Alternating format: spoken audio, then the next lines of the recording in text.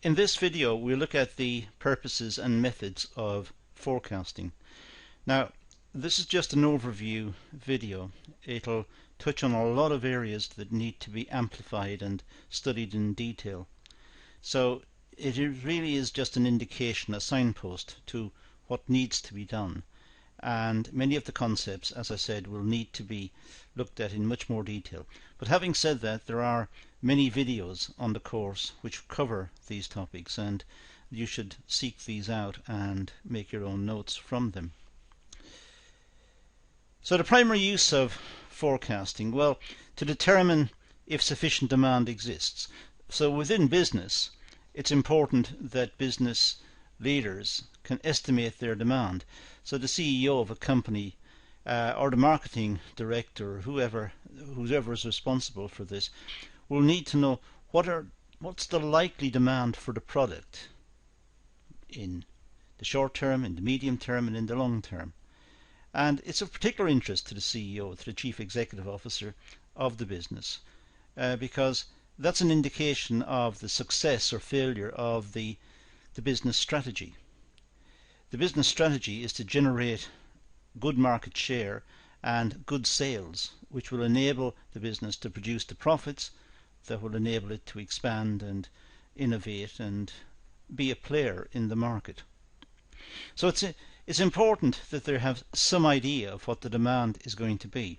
Of course, this will be based on marketing data, feedback from customers, contact with the market, analysis of what the competitors are doing, the trends in the market.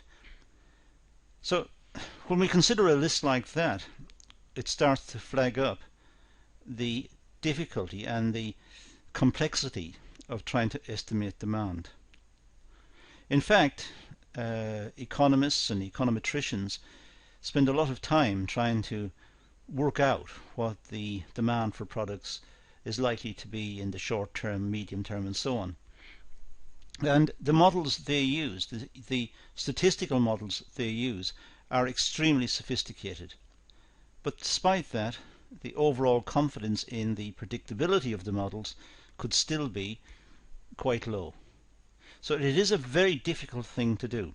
And probably the main reason for that is the fact that demand is there because customers put it there.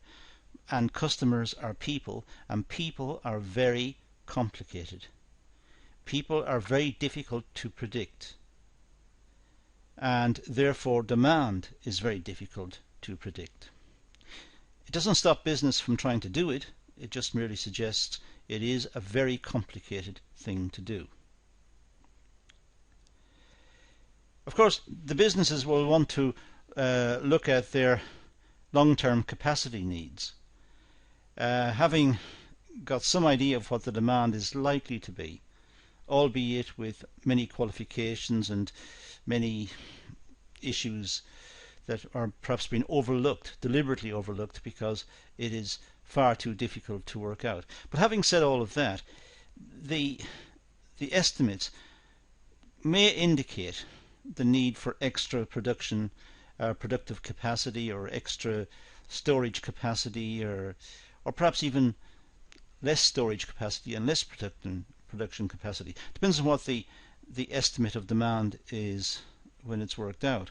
So it does indicate to management likely future scenarios, and they can start to plan and have plans ready should that eventuality arise. To determine mid-term fluctuations in demand so that short-sighted decisions are not made that hurt the company in the long run. Well, companies, when they're trying to plan, if they look far into the future, it becomes very problematic. After all, we're living in an age where there's very high rates of technological progress. There are also the issues of globalization and cheaper imports, and so there are many factors that impinge upon estimates when we look far into the future. The shorter we look into the future, the more reliable the estimates can be. But management want to develop strategic plans, and strategic plans typically will run over, say, a 5 or an 8-year period. Well, that's a very long time, given all the things that are happening currently in the economy. So they want to try to avoid short-termism, because short-termism means planning for the next 6 months, but then they have to go back and do it again, and perhaps their commitments to capital purchases for the next 6 months will perhaps be will not fit. It'll not be a good fit for future expansion after that. What's really needed is a long-term plan with long-term capital planning built into it. Not just capital planning, perhaps human resources as well. But the further we look into the future, the more complex it becomes and the more unreliable it becomes. And therefore there are issues confronting management. And I suppose this is the essence of entrepreneurship. It's the entrepreneurs who, in a sense, break through this and just make decisions. They make them perhaps with not so much information. They take a risk. And perhaps that's the nature of entrepreneurship, and that's when entrepreneurship is required, because we can't predict the future. To determine short-term fluctuations in demand for production planning, workforce scheduling and materials planning. Well, if we could work out the likely demand in the medium term, say over the next 3 years, then it would be possible to try and plan production accordingly, plan the workforce and the training for the workforce and the HRM issues that are involved, and also look at material plannings and the stores, and so it could be very embracive of nearly all the functions within the organization. The only problem is, as I've said earlier, that making the projections is highly speculative. The probability of success may be very low, and the further into the future we predict, the probability of getting it right becomes even less still. So there are issues associated with the use of forecasting, even though we would like to think we can do it, and even though we use it because perhaps it's the best we've got, there are all sorts of drawbacks in the use of business forecasting. The forecasting methods that could be used, well, could be informal, intuitive. That's the entrepreneur just forecasting. I think the market will expand next year. It's a feeling somebody's got. So they just say it. I think the market will expand next year, or I think the market will contract next year. It's informal, it's intuitive, it's a feeling someone's got. They may be right. And it may be they're drawing on experience, and they're drawing on perhaps something from history, something that happened in the past. Not that history necessarily repeats itself, but they could be basing it on something. But that's really the essence of entrepreneurship. Entrepreneurship is dealing with the unknowable, as some economists say. The future is unknowable. We can't know the future, and that's what entrepreneurship is doing. They're looking into it. They're looking at profit potential and linking the profit potential to activities in the future and making decisions today to invest or not invest accordingly. Of course, it could be formal forecasting methods. Formal forecasting methods revolve around the use of perhaps sophisticated computer technology and software, using statistical data, and it could be very sophisticated, using many different statistical techniques. But despite the number of techniques and despite the sophistication of the systems, we still have to appreciate we're looking into the future. And the future is very difficult, if at all possible, to predict. Within the formal one we have quantitative. the use of statistics, the use of numbers, picking up quantitative data and working out averages and means and modes and correlation coefficients and regression coefficients and F statistics and T statistics and chi-squares, and it's quantitative. And because it's quantitative, it seems something more like science. It feels that it's got more substance. That's what it feels like. But it is looking into the future. So we have to pinch ourselves and remind ourselves that it is trying to predict something in the future. If you wanted to be very cynical about it, you could say it's like witchcraft. Witchcraft is looking into the future, perhaps. So it's a very complicated thing to do. But there are many sophisticated, mathematically sound techniques that can be brought to bear on data which may enable business managers and decision makers to have some reasonable idea of what is likely to happen. Perhaps just tip the probabilities in favor of prediction. It could be qualitative.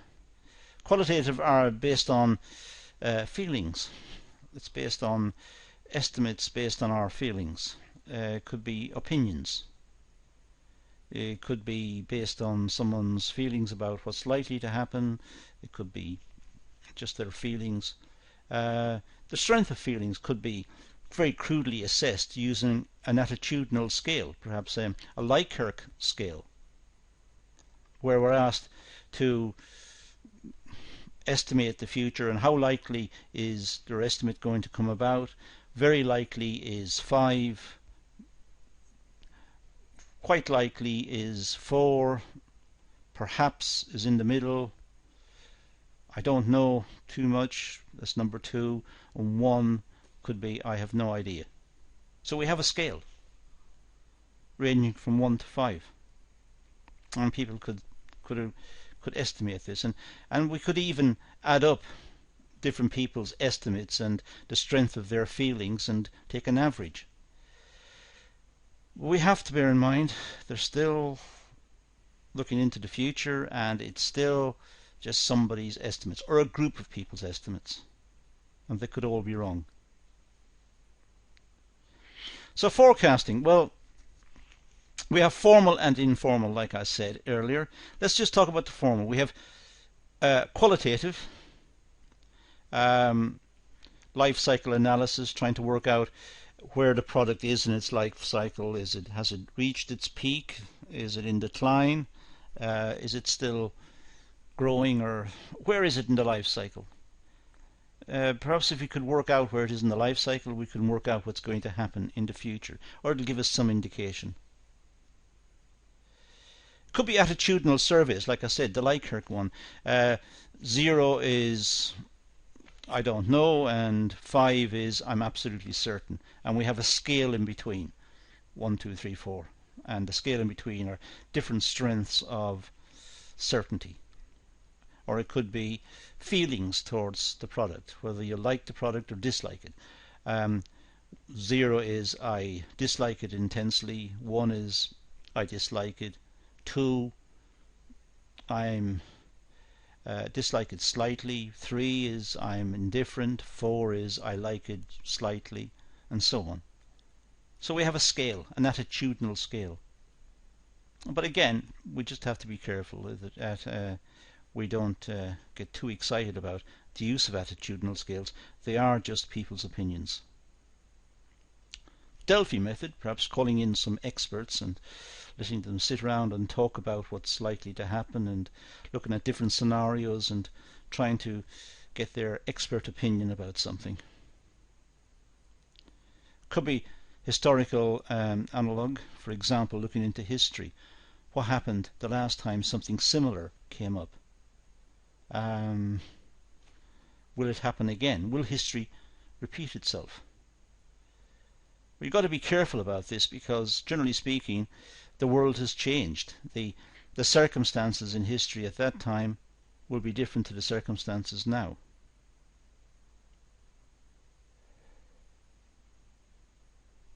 expert opinion, very similar to the Delphi method, perhaps just asking some experts, just implying a consultant who perhaps will have expert opinion and who will guide the company in looking into what's likely to happen. But it is just an opinion. So it's not hard and fast. It could be all wrong. Consumer panels, asking people what they like and what they think and how they think about the future and how to think about the product and how to think about the market and what affects them, and getting their opinions. Again, it is just an opinion or a set of opinions, but it may be some indication. There might be some truth in it. Market testing, doing a sample of the market and asking a wider range of opinions, and perhaps conducting the market test more formally, perhaps looking at it in a random sense, collecting information based on random sampling. It's a little more accurate, it's more perhaps representative of the whole population, and if the whole population believes something's going to happen, they may bring it about. Their expectations of what's going to happen may actually lead to the event happening, because their behaviour will change, and perhaps that will lead to the event coming about. We also have quantitative analysis, which is under formal. And here we have time series analysis and what's known as cross-sectional analysis. Time series is just looking at data over a period of time, looking at the changes in the markets from one year on to the next, perhaps. Whereas cross-sectional data is taking a moment of time, one moment of time, and looking at different markets and different events in different markets.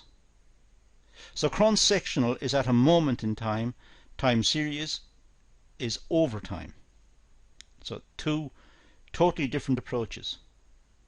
Cross-sectional at a moment in time, looking at the attitudes of customers at a moment in time. That's cross-sectional.